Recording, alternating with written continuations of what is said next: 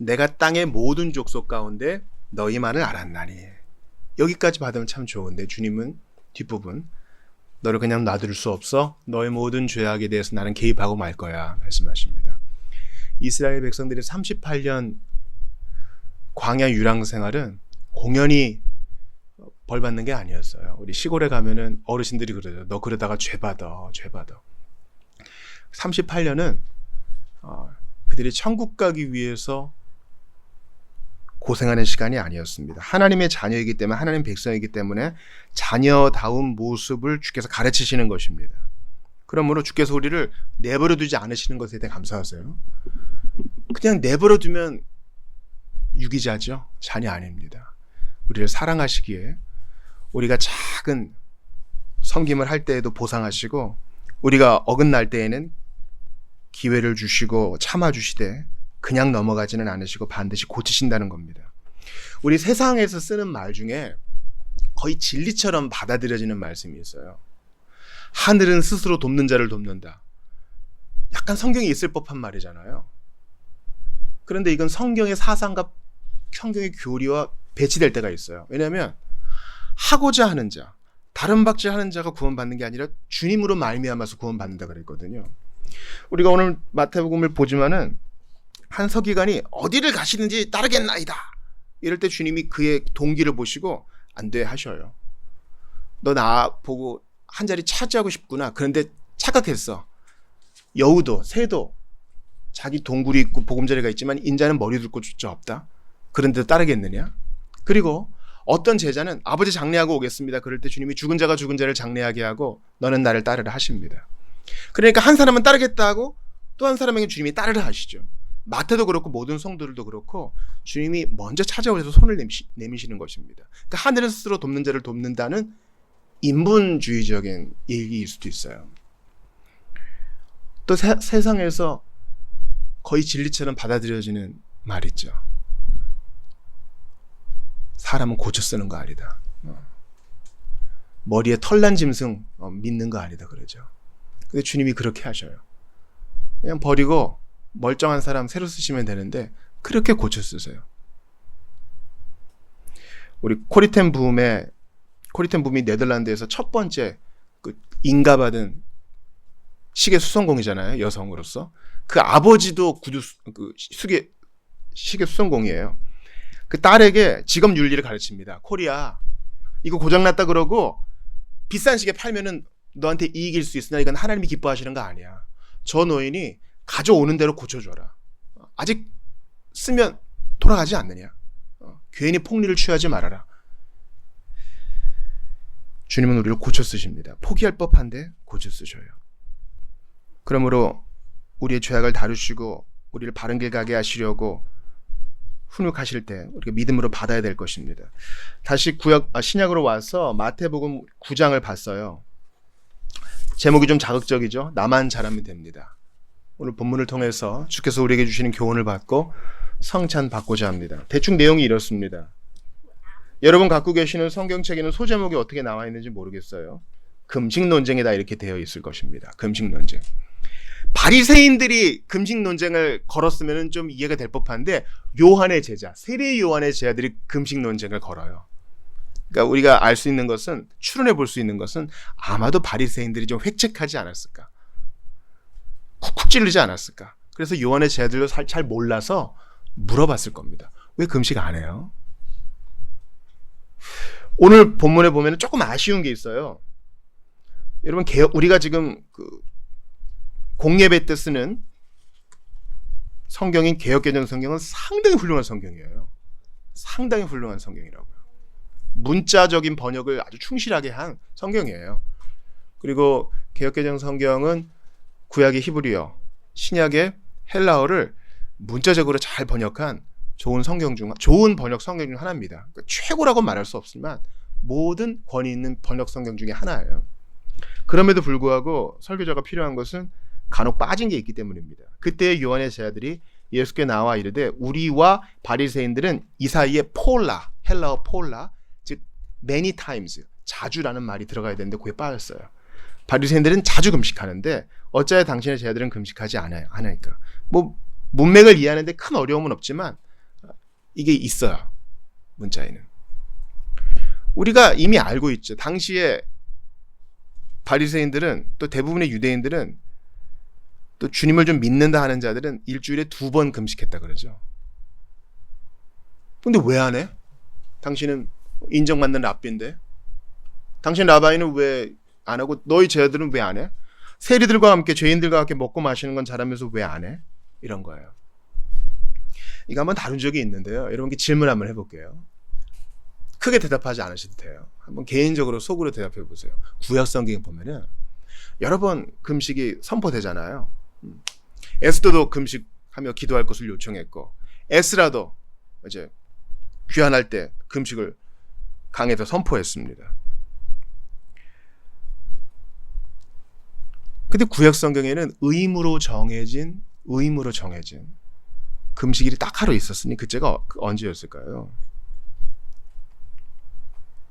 물론 이것도 성경에서 문자적으로 정한 것은 아니고 유대인들이 합의한 것입니다. 해석을 그렇게 한 것이에요.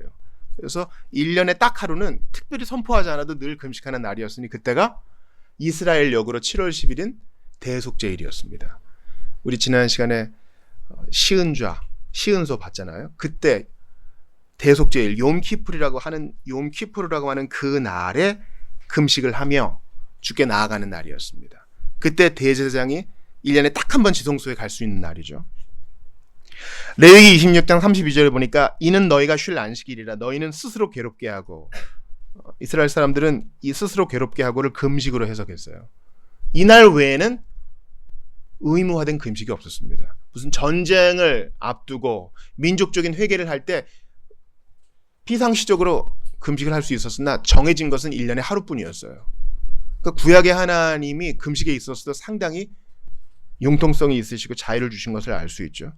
그런데 이제 400년 동안에 선지자가 없었던 중간기 때 나라를 지키려고 했는데 독립을 못했어. 그러니까 민족적인 정체성을 지켜야 되잖아요. 그러다가 금식이 떠오른 거예요. 야, 우리 금식 좋은 거 아니까 금식함으로 주님께 좀 가까이 붙자. 이러다가 하다 보니 이틀로 정해진 거예요. 하다 보니 이틀 금식 안 하는 사람은 경건하지 않은 사람 된 거예요. 우리 주변에 그런 거 되게 많아요. 관례라 그러죠. 딱 명문화 시키진 않았는데 어떻게 하다 보니 이날은 늘 그거 해야 되는 날, 이게 정해진 거예요. 우리가 정해진 거 아닌데 금요일 저녁에는 왠지 조금 풀어지고, 왠지 좀 치킨을 먹고 싶고, 왠지 조금 좀 놀고 싶고, 좀 늦게 자고 싶고, 그런 게 버릇이 된 것처럼 말이죠. 주님은 금식을 폐하신 적이 없어요. 성경을 한번 찾아볼게요. 사도행전 13장 2절이에요. 사도행전 13장 2절.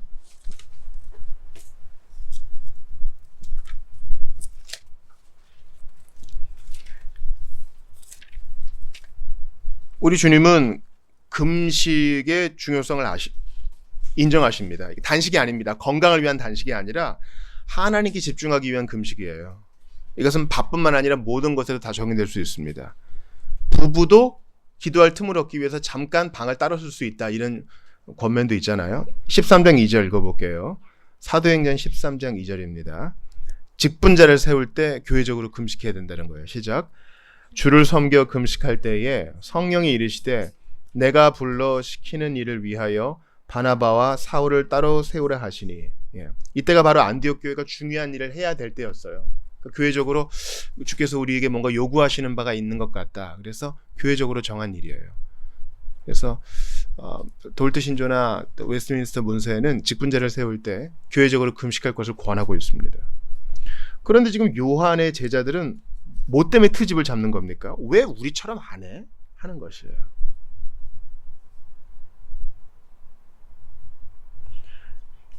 여러분 어떠세요? 나는 하는데 딴 사람 안 하면 조금 억울한 마음이 드나요?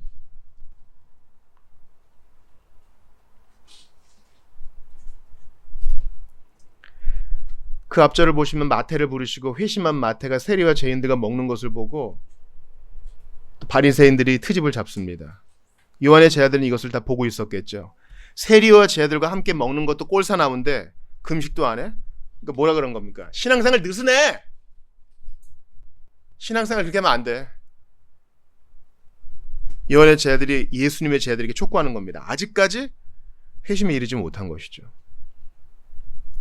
하나님의 백성들이 정서가 서로 다를 때 악인들이 그것을 기회로 삼아 불화를 일으키고 서로 이간질시키고 그리하여 쉽게 그들을 자기들의 먹이로 만듭니다. 여러분, 금식이 얼마나 귀한 거예요. 근데 이걸 가지고 공연히 싸움이 일어나게 해서 하나님 백성을 이간질시키는 거예요. 여기에 대해서 주님은 뭐라고 말씀하십니까? 예수님이 직접 대답하시죠. 15절 보세요. 혼인집 손님들이 신랑과 함께 있을 동안에 슬퍼할 수 있느냐? 그러나 신랑을 빼앗길 날이 이르리니 그때에는 금식할 것이니라. 이게 우리가 요즘 토요일에 보고 있는 전도서의 메시지예요. 전도서에서 뭐라 그럽니까?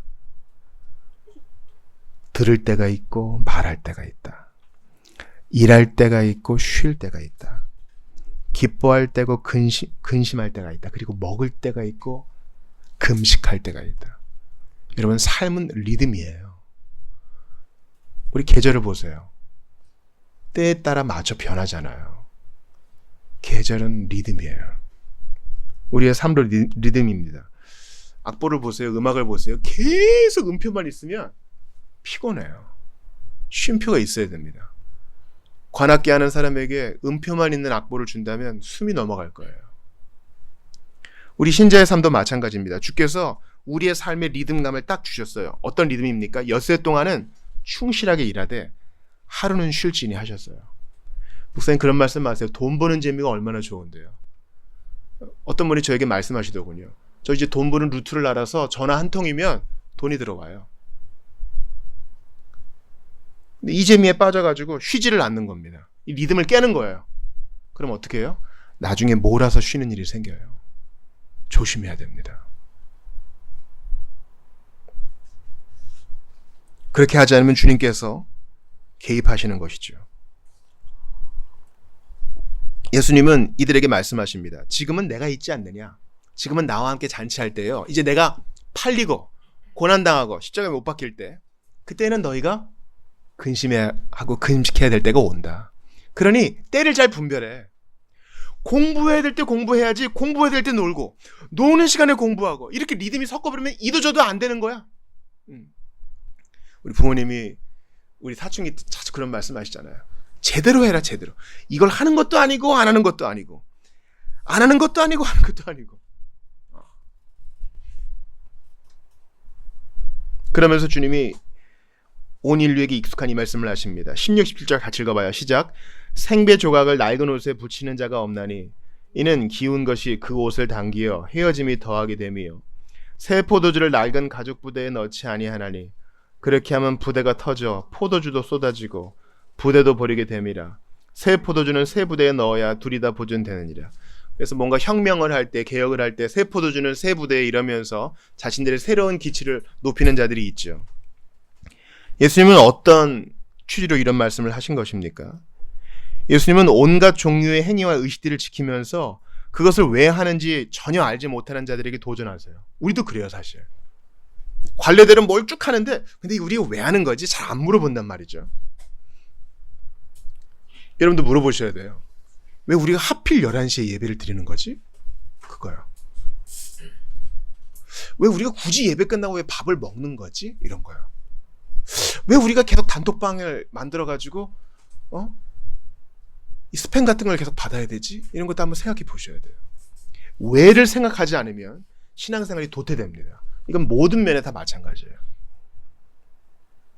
예수님은 의식법의 굴레에서 우리를 해방시키러 오셨습니다. 그래서 더 이상 할례 안 하잖아요. 욤키푸르 안 하잖아요. 초막절, 유월절 안 지키잖아요. 요즘 이제 주말에 다니면은 하나님의 사람들 잡고 유월절 지키냐 물어보고 신천지 사람들 잡고 이런저런 얘기하잖아요. 여기에 대해서 우리가 왜를 물어보고 답할 수 있어야 됩니다. 주님은 모든 의식법에서 우리를 해방시키셨어요. 예수님은 자신이 오셨기 때문에 그 모든 것들이 중단된다는 사실을 분명히 하십니다. 이제 예수 안에 있는 자에게는 생명의 성령의 법이 주관하기 때문에 금식의 법으로 사람을 얽매일 수 없어.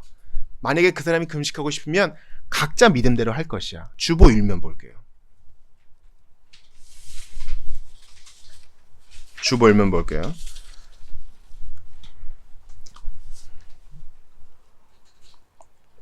같이 읽어봐요. 고린도전서 7장 7절이에요. 시작. 나는 모든 사람이 나와 같기를 원하노라. 그러나 각각 하나님께 받은 자기의 은사가 있으니 이 사람은 이러하고 저 사람은 저러하니라. 모든 사람이 나와 같기를 원하노라. 사도적 권면이에요. 주님의 계시의 말씀은 아닐 수 있어요. 그러나 사도로서의 권면이에요. 바울은 가정에 매이지 않았어요. 그래서 나와 같기를 원하노라 하는 말은 너희가 다 주님을 기쁘시게 하는 자 되기를 원한다. 결혼을 하면 어떻게 되든 거기 매여가지고 배우자를 더 기쁘게 하기 마련이다. 그러나 뭐라 그래요? 그러나 각각 하나님께 받은 자기 은사가 있으니 이 사람은 이러하고 저 사람은 저러하다. 여러분, 저출산 문제 때문에 애 많이 나면 좋겠죠. 그러나 이 사람은 이러하고 저 사람은 저러해요. 어떤 사람은 독신의 은사를 받았는데 교회에서 계속 다산하라 이렇게 얘기 들으면 이건 옳지 않은 거 아니겠어요? 각 사람의 부르심이 있어요. 그걸 존중해 줘야 돼요. 금식으로 부름받으면 당신은 금식하세요. 그러나 공연히 다른 사람까지 끌어들이지 마세요. 이 말입니다. 물론 우리가 교회적으로 금식할 때가 있어요. 우리 나라가 어려우니 다 같이 기도합시다. 다른 교회에는 우리가 어거할 수 없지만 우리는 그렇게 할 수 있지 않겠습니까? 우리 나라를 위해 매일 아침마다 한번 금식하면서 기도합시다. 이렇게는 할 수 있겠죠. 그러나 내가 지금 우리 집안의 문제 때문에 금식을 하니 당신도 하시오. 이렇게 겁박할 수는 없는 것입니다. 기억하세요. 각각 하나님께 받은 자기 은사가 있으니 이 사람은 이렇고 저 사람은 저러니 하나님이 저 사람에게 저 은사 주신 것을 괜히 통제하지 말라 이거예요. 맨발의 전도에서 최준선 할아버지가 그러죠. 각자라는 거예요. 하나님께 충성하는 거 각자라는 거예요. 각자니까 내가 이렇게 주님께 충성하는데 너는 왜 이렇게 못해? 손가락질 하지 말라 이거예요. 손가락질 하면 우리 금요기도회 때 배웠죠. 나머지 손가락이 나를 가리키고 있단 말이죠. 나를 가리키는 이 손가락이 뭐라 그래요? 오늘 설교 제목, 너만 잘하면 돼. 괜히 다른 사람한테 뭐라 그러지 마. 너만 잘하면 돼. 성경을 한 군데 더 찾아보겠어요. 마가복음 9장 40절입니다. 이거 제가 되게 많이 인용한 성구인데 오늘 한번 제대로 찾습니다. 마가복음 9장 40절이에요.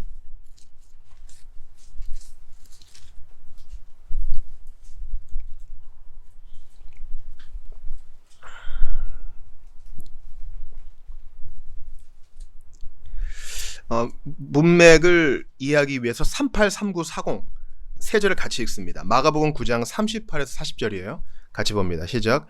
요한이 예수께 여짜오되 선생님, 우리를 따르지 않는 어떤 자가 주의 이름으로 귀신을 내쫓는 것을 우리가 보고 우리를 따르지 아니함으로 금하였나이다. 예수께서 이르시되 금하지 말라. 네 이름을 의탁하여 능한 일을 행하고 즉시로 나를 비방할 자가 없느니라. 우리를 반대하지 않는 자는 우리를 위하는 자니라. 이건 세례 때도 주님이 그런 말씀을 하셨죠.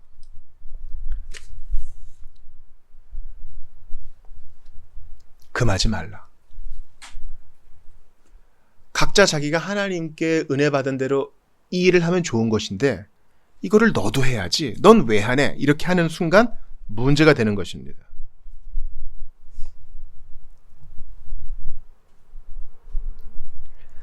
낡은 가죽 부대는 예수님이 가져오시는 새 포도주를 담을 수 없습니다.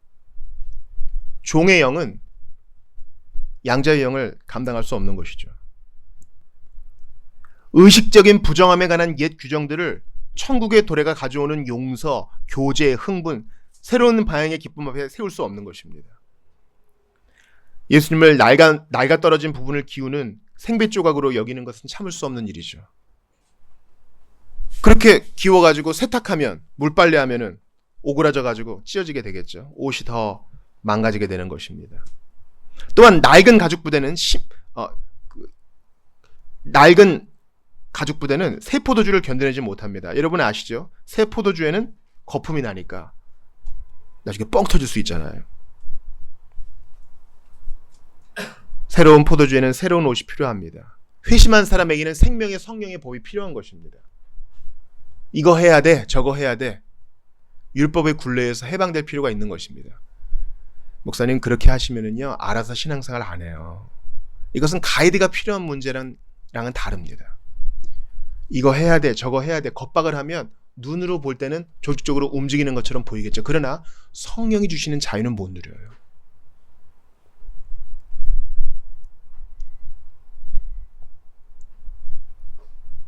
그러므로 거룩한 사랑을 확증해야 할 신앙의 여러 의무들이 분쟁과 시기의 기회가 되지 않도록 우리는 조심해야 할 것입니다. 나는 금식한다 하고 자랑하는 사람들은요, 잠언 20장 6절의 실수를 반복하고 있어요. 들어보세요. 많은 사람이 각자 자기의 인자함을 자랑하리니, 많은 사람이 각자 자기 인자함을 자랑한대요. 난 금식해, 난 큐티해, 나는 성경 통독해, 나는 전도해, 나는 축구 전도해, 나는 사람들에게 거절도 당해봤어, 나는 거리 찬양도 해. 충성된 자를 누가 만날 수 있으랴? 주님은 아니라 그러세요. 각자 하면 되는 거예요. 우리가 천국 가서요, 놀랄 준비를 해야 돼요. 주님께 상 많이 받을 것 같은 사람이 있는데 오히려 진짜 칭찬받는 사가 있으니 그 사람은 골방에서 주님께 기도로 그렇게 주님을 섬겼던 자예요. 골방에서 기도했으니까 눈에 띄지도 않아. 그렇지 않아요? 앞에 나와가지고 뭐 노래하고 춤추고 뭐 이렇고 봉사하고 이러면 눈에나 띄지. 골방에서 기도하는 건 눈에도 안 띄어. 근데 주님이 마지막 날 그런 사람에게 면류관을 탁 씌워주면서 이러이러한 일을 했다고 공표하실 때 우리가 놀랄 거예요. 대박. 그랬단 말이야. 그리고 사실 나는 앞에서 이것저것 한다 그래놓고 상을 받았어. 그리고 나도 모르게 정죄했어.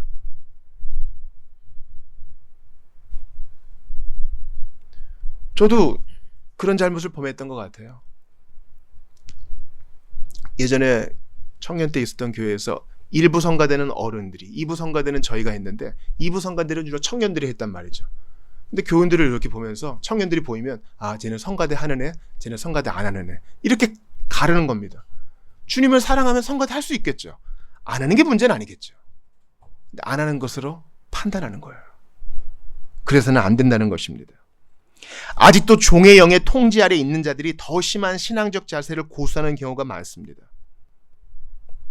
그 처지에서는 선할 수 있어도 우리는 이것을 통과해서 하나님 안에서 기쁨을 누리며 그에게 의지하는 자유함으로 나아가야 됩니다. 주의 영이 있는 곳에는 자유함이 있다 그랬는데 이 자유를 못 누리고 일생 동안 굴레에 빠져 사는 사람이 있어요.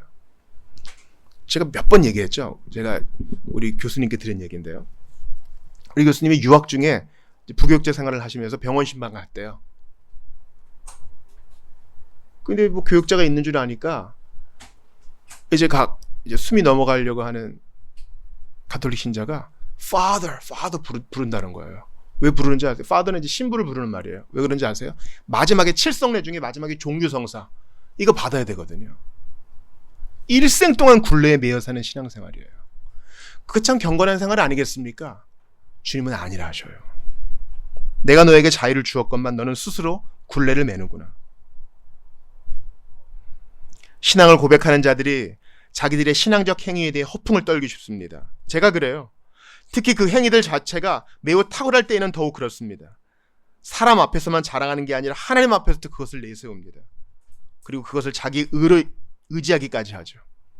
선한 금식을 내 자랑으로, 선한 성경 통독을 나의 의로, 주님의 영광을 위해서 전도한 것을 자랑으로.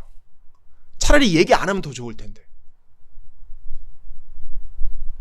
그러므로 눈에 보이는 것과 세상의 관찰에 드러나는 것으로 사람의 신앙을 판단해서는 안 됩니다. 다시 한번요. 이게 주제니까 기억하세요. 눈에 보이는 것과 세상의 관찰에 드러나는 것으로 사람의 신앙을 판단해서는 안 됩니다. 그렇게 되면 나보다 좀 덜한 자는 신앙이 없네 비판하게 되고 나보다 더 열심인 자는 너무 지나치네 또 판단하게 됩니다. 하나님은 중심을 보세요. 마지막 날 고요히 골방에서 섬겼던 자를 주님이 더 높일 수 있어요. 양자의 영이 있는 그리스도의 신실한 제자들은 계속해서 잔치에 참여하며 반면에 종과 두려움의 영이 있는 자들은 다른 사람들처럼 기쁨으로 즐거워할 수가 없습니다. 그러므로 슬퍼할 때는 우십시오. 주께서 기쁨을 주실 때는 웃으십시오. 주님이 금식해 하실 때는 굶으십시오. 그러나 주께서 우리에게 평안을 주실 때는 음식을 즐기십시오. 모든 것이 다 때가 있습니다.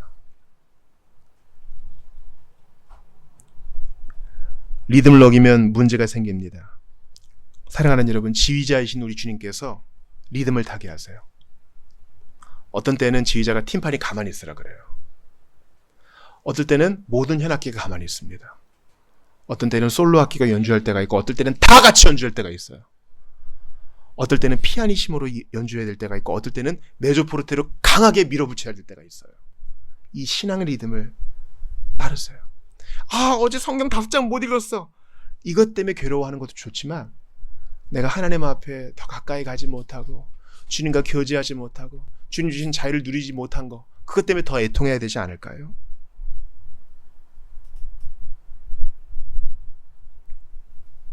오늘 설교를 마무리합니다.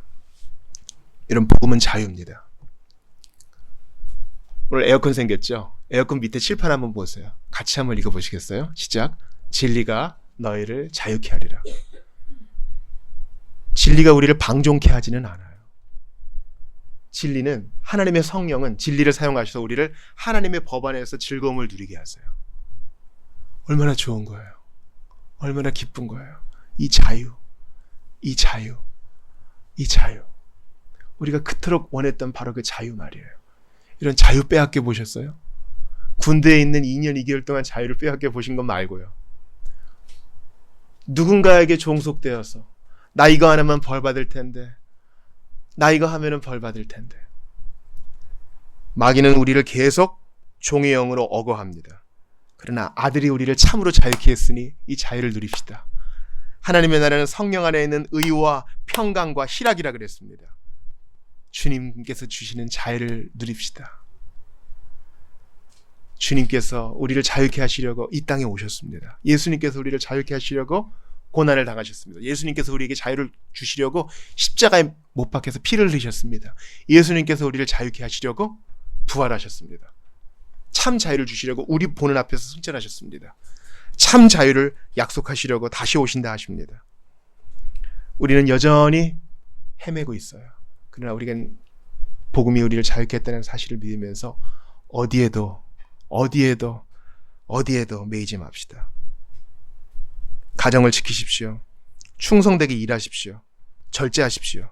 그러나 근본은 자유입니다. 예수님께서 우리를 자유케 하셨으니 누구도 우리를 억할 수 없습니다.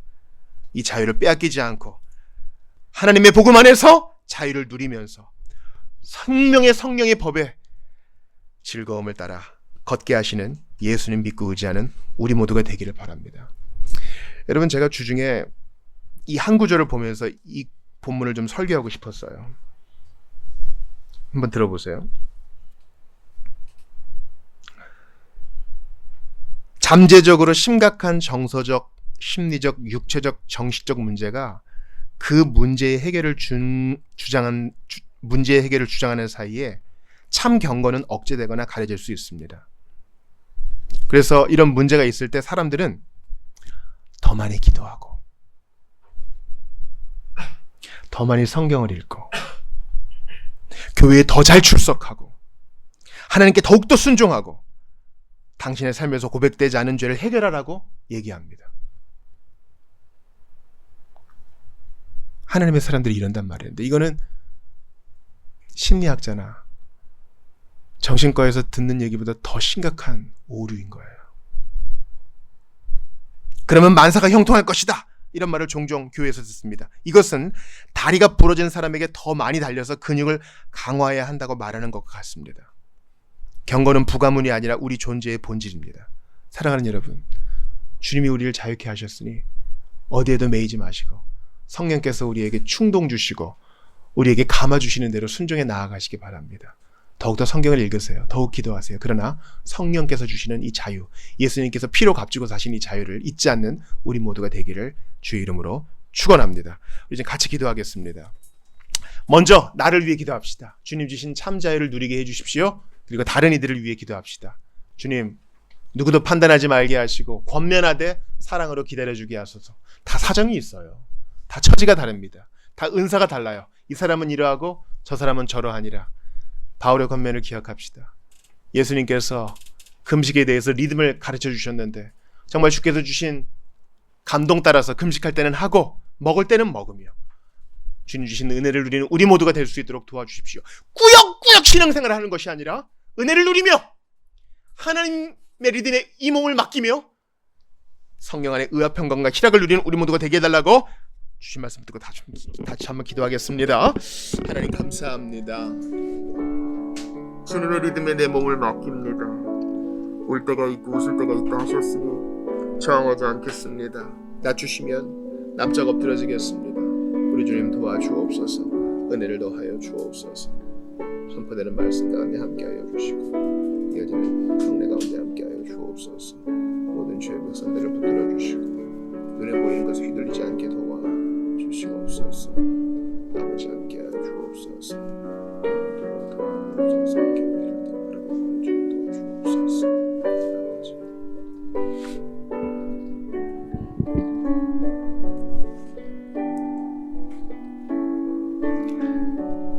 하나님께 감사합니다.